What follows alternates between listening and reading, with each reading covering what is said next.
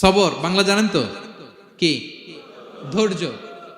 ধৈর্য এমন একটা গাছ যে গাছের চারিদিকে কাটা, কিন্তু ফলটা মিষ্টি সুস্বাদু। এই সুস্বাদু ফল খেতে হলে এই কাটাগুলো সহ্য করতে হবে।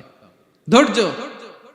ছোট্ট ছেলে মেয়েদেরকে ননির পুতুল করে গড়ে তুলবেন না, খবরদার। ওদেরকে কষ্ট সহিষ্ণু করে গড়ে তুলবেন।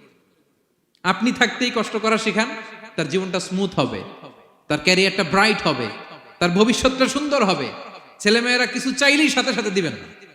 অনেক বাবা মা আছে এত আদর করে, এত বেশি আহ্লাদ করে, যা চায় তাই দেয়, পরে হিতে বিপরীত হয়, ঠিক কিনা?